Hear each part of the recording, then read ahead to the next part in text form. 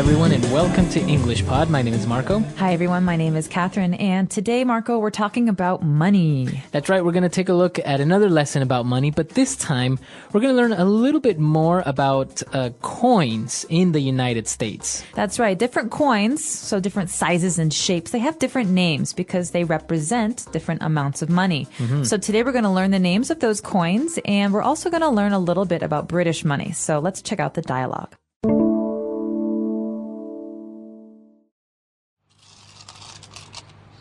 Help me organize these coins. That's a lot of money. What'd you do, break the piggy bank?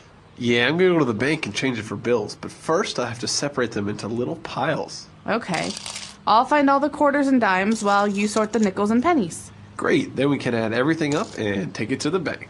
I found some coins that are not from here. Oh yeah, those are from my trip to London. I have like 90 pence, but in all it won't add up to £1. Are you sure the bank will change these coins for you? Hopefully. All right, we're back, so let's take a look at some of this language on Language Takeaway. Language takeaway. So first up, Marco, we have this funny phrase, break the piggy bank. What is a piggy bank? That's right, a piggy bank. Now, you may have seen this. It has the shape of a little pig. It's usually made out of plastic or ceramic. And it has a little hole at the top where you can put in coins and just basically save your money there. All right, so this is a pig-shaped bank, Right. but it's a bank you keep in your room. Mostly children have these, right? Yeah, so if you want to save your change or you want to save some of your coins that you have or teach your children about saving money, then usually they have a little piggy bank where they can store their money. So when you break the piggy bank, usually these were made of ceramic. So to spend the money, you have to decide when it's very, very special or important. So you have to break the entire bank. Right. And that's when you take all the coins you've been saving. Exactly, because they didn't really have a little hole where you could take it out from. So when you wanted to take your money out, you literally had to, break it. Break it. All right. So that's the piggy bank. But what do we store inside a piggy bank? We don't store bills, do we? That's right. No, we store coins. So this is an interesting word, bill, like the name Bill Clinton, for example.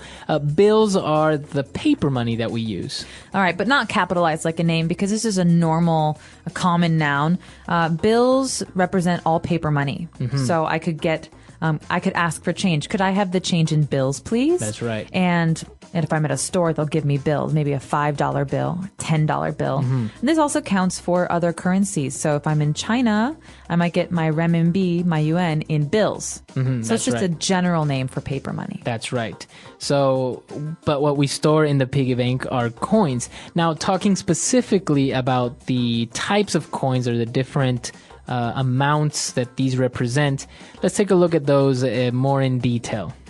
All right, so first up, we've got quarters. Now, this should be pretty easy if you know your time, because a quarter is 1/4 of something. Right. So if we're talking about money, it's a quarter of a dollar or 25 cents. That's right. So 25 cents or a quarter of a dollar or 1/4 of a dollar, we just call it a quarter. So, most machines or payphones, you need to insert quarters. That's right. So you can recognize the quarter because it's the biggest coin and it has a big eagle on one side. And on the other side, it has George Washington's head. George Washington, that's right. Now, the next in line or the next coin that we're going to take a look at are dimes. Dimes. Now, these are also recognizable because they're the smallest coins, but that does not mean they're the smallest amount. Right. Dimes are actually the second largest. They're 10 cents. They're 10 cents or 1/10 of a dollar. And so you can say they're 10 cents or you can say dime. So do you have, I don't know, if you have 10 dimes, that means you got a dollar. That's right. 10 dimes equal $1. And the face on the dime is Thomas Jefferson? Alexander Hamilton. I don't know. No, he was the first, he created basically the Department of the Treasury, but Thomas Jefferson is on another coin, and that's what we're going to look at next. That's right. The nickel. The nickel is like the metal, nickel. And so this one is a little bit bigger than the dime, but not as big as the quarter. Right. I think it's a little bit thicker, maybe. It is thicker, but it's not as much money. A nickel is 5 cents. 5 cents. So 1/20th of a dollar. That's right, 1/20th of a dollar. So this is what we call a nickel. So you would call this coin, you would say, hey, do you have any nickels? Dimes and nickels usually go together. I don't know why. Nickels and dimes. Nickels yeah. and dimes. He's counting his nickels and dimes means he doesn't have very much money. That's right. So yeah, and then on this coin, you have the face of Thomas Jefferson. That's right. Okay. And finally, we have the only coin that's not silver colored. It's actually more of a copper color. That would be the penny. The penny, that's right. 1 cent or 1 penny is the smallest of the coins, and actually you need 100 of these to make $1. That's right. So this is very unique because it's a different color. It's the smallest amount. And the face on this coin, do you know this one? Yes, this one is Abraham Lincoln. Correct. All right. So we've got all these important people. All of them were presidents, actually, except for Alexander Hamilton. That's right. And actually, I think Alexander Hamilton looks good. Better than the rest. I don't know. He was why. a pretty handsome Yeah. man. Actually, no, he was said to be very funny looking, I think. Yeah. So actually, all of these coins, you can call them by these names, and everyone will recognize them, especially in the U.S. Now, I don't really think they apply to any other country, as we saw later on. For example, money in England or the United Kingdom. But usually in the U.S., if you say, "Hey, do you have any spare change, or do you have any nickels and dimes?" Then, Or could I borrow a penny? Can I borrow a penny? Actually, in the U.S., they have these little things called "take a penny, leave a penny," right? Or give a penny, take a penny. Yeah. You see these because pennies are not worth very much money, and oftentimes people will leave a penny, and if you have. Something costs 26 cents, but you only have a quarter. You can take a penny and then spend that. Right. So they're basically free pennies. Right. You might see in a store. And then also, if you get change, maybe you don't want to carry those pennies around or that change, so you just leave that there. And then, it's kind of a way of recycling this small amount of money, which is very interesting. It is very interesting. But we're going to actually take a look at some British currency. So let's take another listen to the dialogue, and when we come back, we'll explore that.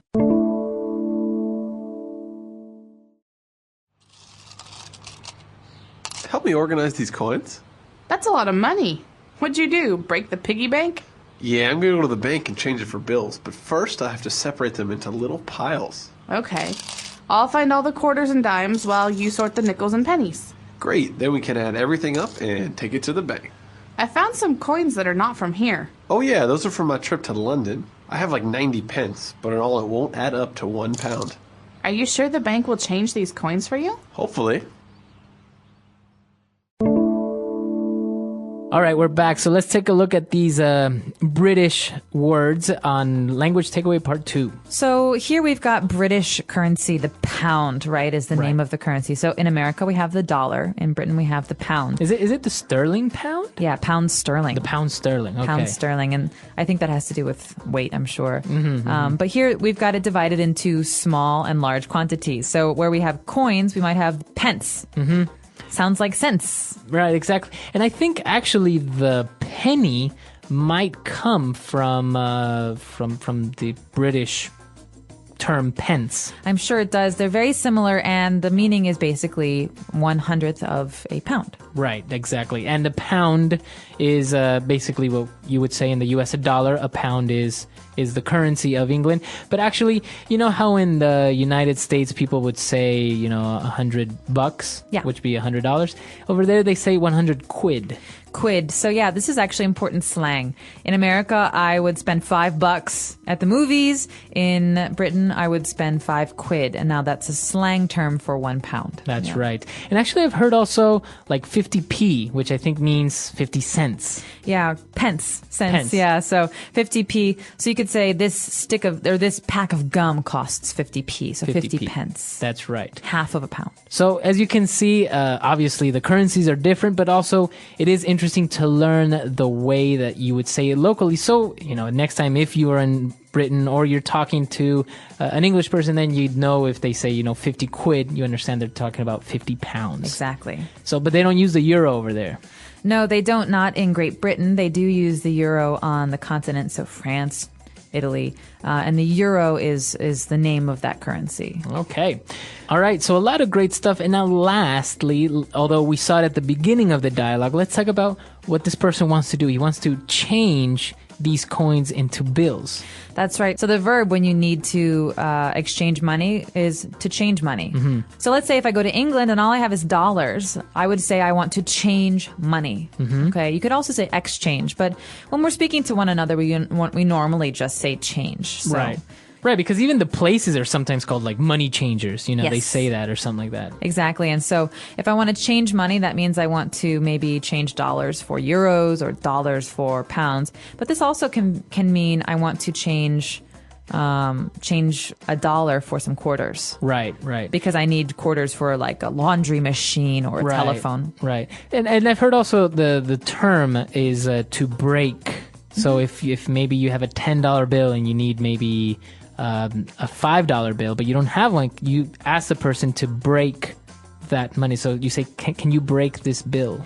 Yeah, and that actually makes sense because a bill, normally you break something that's big into smaller pieces. So if you think about it, if I break a glass, it becomes many pieces. Well, if I break a $5 bill, I want maybe $1. I get 5 of those. There's one piece and then it breaks into many pieces. So to break means to ask for smaller change. That's right. So maybe next time you guys need change, you can go up to someone and say, excuse me, can you change this $5 bill for me? Or can you break this $5 bill? That's right. All right. So a lot of interesting language, very useful stuff. Let's listen to the dialogue one last time.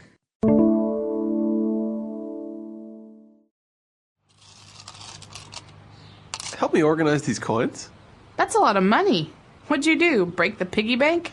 Yeah, I'm going to go to the bank and change it for bills, but first I have to separate them into little piles. Okay. I'll find all the quarters and dimes while you sort the nickels and pennies. Great, then we can add everything up and take it to the bank.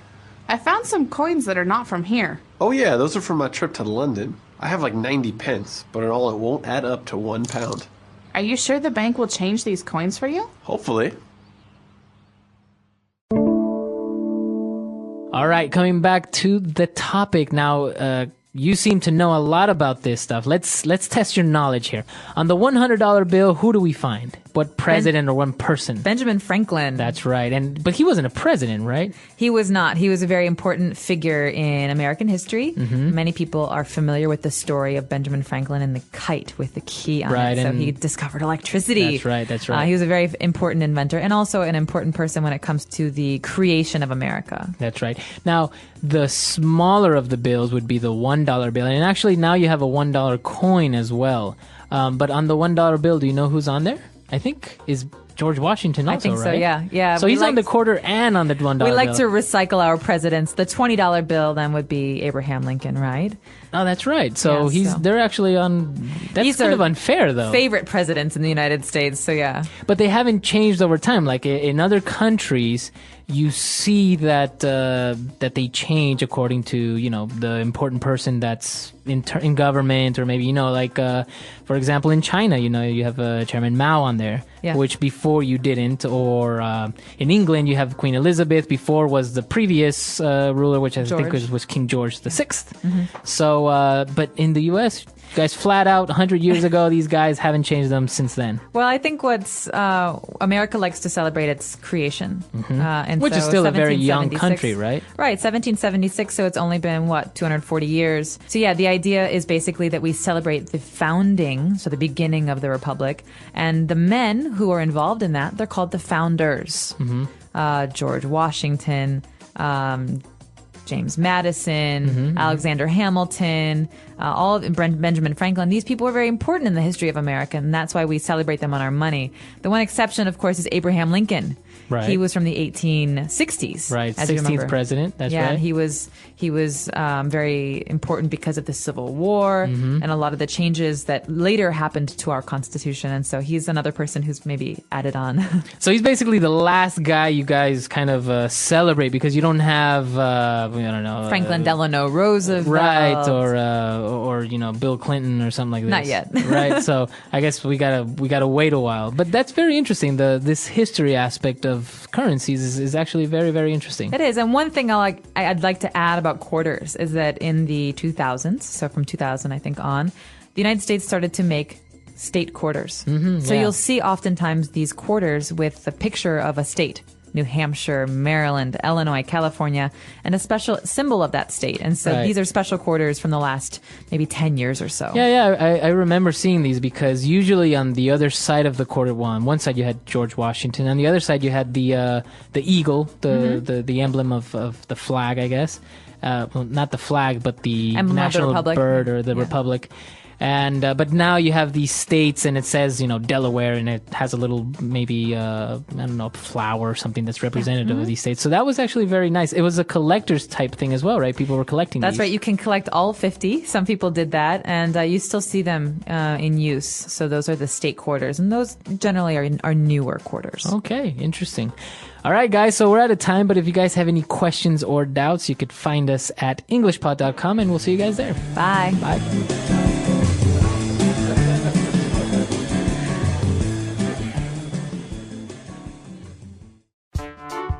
The English Pod Audio Review.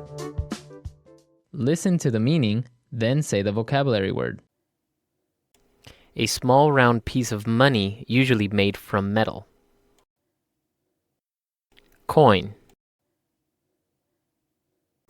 A small container used to store coins. Piggy bank. Form of money that is made from paper.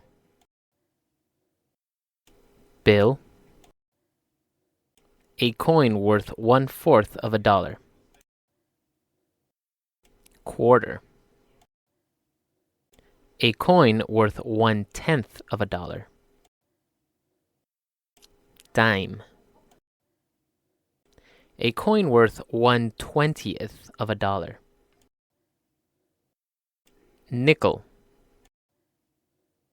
A coin that is worth 1 cent or 1/100th of a dollar. Penny.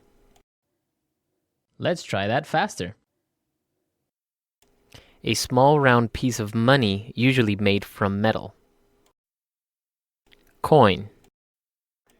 Form of money that is made from paper. Bill. A coin worth 1/4 of a dollar.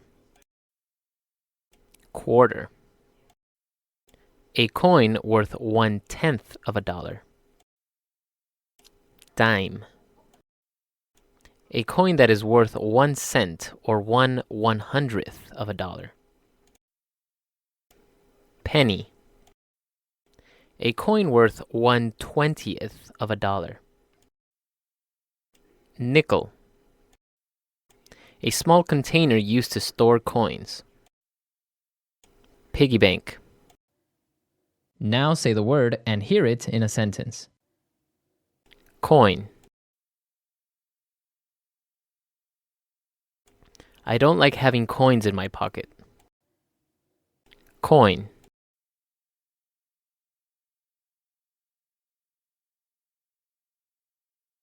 Some rare or old coins are worth more than their face value now. Coin. I used to collect stamps and coins when I was younger. Piggy bank.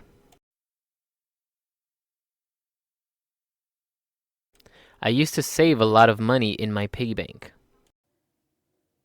Piggy bank.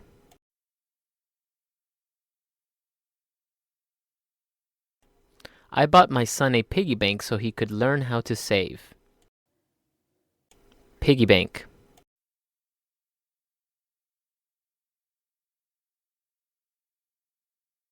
I don't want to break my piggy bank unless I have a very good reason to spend that money. Penny.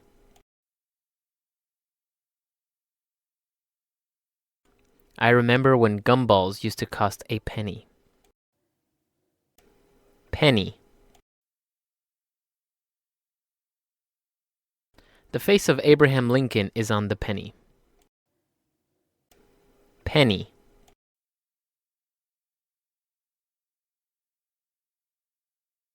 Nowadays, there is nothing that costs a penny in the United States anymore. Bill.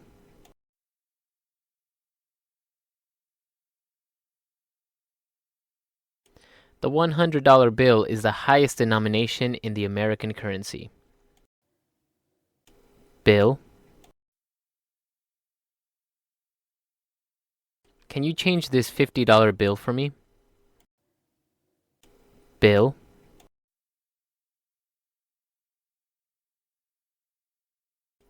This machine only accepts $1 and $5 bills. Nickel. Bob is counting his dimes and nickels. Nickel.